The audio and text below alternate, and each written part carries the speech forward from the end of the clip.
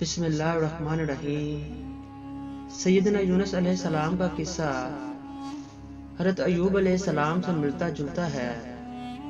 جب ہر طرف سے امیدیں ختم ہو جاتی ہیں اور مایوسی کے سیاہ بادل ہر طرف چھا جاتے ہیں، کسی طرف سے بھی امید کی کرن باقی نہیں رہ جاتی اور موت کی طاقتور چکی زندگی کے کمزور دانے کو پیسنے کے لیے چکر لگانا شروع کر دیتی ہے، تو ایک ذات باقی رہ جاتی ہے جو اپنے بندے پر بہت ہی رحم و کریم ہے، جو اس کی مدد کو پہنچتی ہے اور اس انسان کی مشکل کو حل کر دیتی ہے۔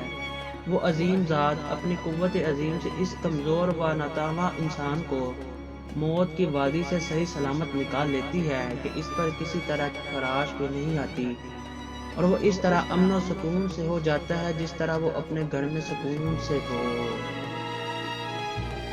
باسط یونس علیہ السلام۔ اللہ تعالیٰ نے یونس علیہ السلام کو نینوے بستی کی طرف مبعوث فرمایا۔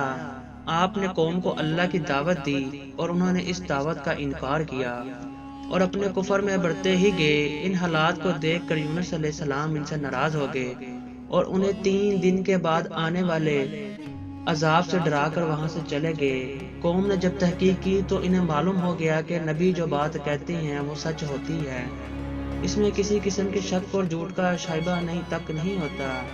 جب انہیں عذاب آنے کا یقین ہو گیا تو وہ اپنے اہل و عیال، بچے اور مویشی لے کر ایک صحرا میں چلے گئے۔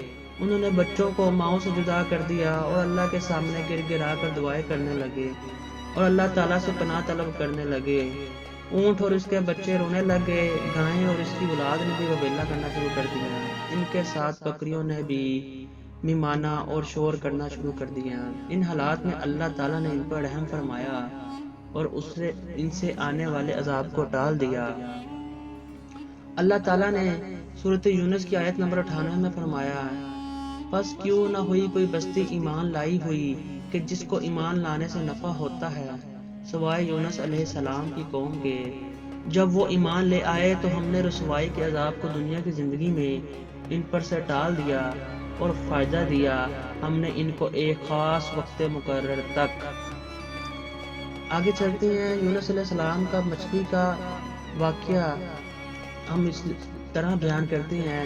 یونس علیہ السلام قوم سے ناراض ہو کر ساحل سمندر کی طرف آئے اور کشتی پر سوار ہو گئے تاکہ ان نافرمانوں کی بستی کو چھوڑ کر کہیں اور چلے جائیں۔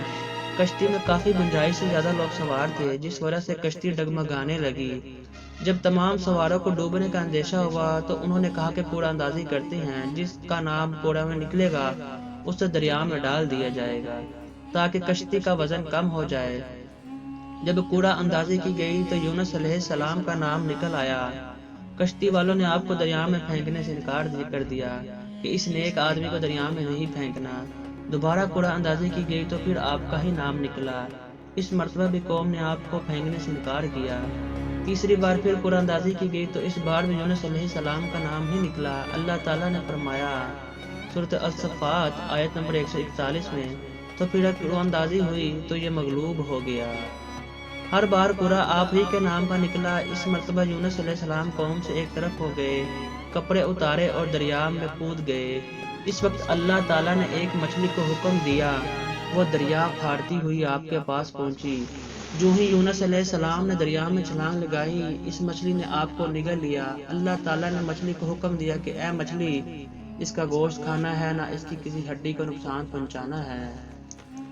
اللہ تعالیٰ نے آپ کی دعا قبول فرمائی۔ یونس علیہ السلام کو مچھلی نے نگل لیا تو آپ بے شمار اندھیروں کی لپیٹ میں تھے۔ مچھلی کے پیٹ کا اندھیرا، دریا کا اندھیرا، رات کا اندھیرا، یعنی اندھیرے کے اوپر اندھیرا تھا۔ آپ کس قدر اندھیروں میں تھے، اللہ تعالیٰ نے جتنی مدت چاہا آپ کو مچھلی کے پیٹ میں رکھا۔ اس کے بعد اللہ تعالیٰ نے آپ کو کلمات سکھائے جن سے اندھیرے چھٹ جاتے ہیں اور تکلیف دور ہو جاتی ہیں، اور اللہ تعالیٰ 7 آسمانوں کے اوپر سے رحمتیں نازل فرماتی ہیں۔ آپ قرآن کو سنیں، وہ اس منفرد اور عجیب قصے کو اس انداز سے پیش کرتا ہے جس میں ہر پریشان حال اور مصیبت زدہ انسان کے لیے تسلی اور اطمینان ہے۔ ایسے انسان کے لیے امید کی کرن جس پر زمین اپنی تمام وسعتوں کے باوجود تنگ ہو گئی ہو اور اس کا اپنا دل بھی مایوسی سے گھٹتا ہو اور اس کے اللہ کے سوائے کوئی اپنا گاہ نظر نہ آتی ہو، تو اس بارے میں قرآن کریم بیان کرتا ہے، سورۃ الانبیاء آیت نمبر 87 اور 88، اور مچھلی والے یونس علیہ السلام کا ذکر ان کو سنا جبکہ وہ غصے سے چل دیا اور خیال کیا اس نے کہ ہم اسے پکڑ نہیں سکیں گے۔ پھر وہ اندھیروں کے نظر سے پکار اٹھا کہ الہی تیرے سوا کوئی معبود نہیں، تو پاک ہے، بے شک میں ظالموں میں سے ہوں۔ تو پھر ہم نے اس کی پکار سن لی اور اسے غم سے نجات دی، اور ہم ایمان والوں کو اسی طرح بچا لیا کرتے ہیں۔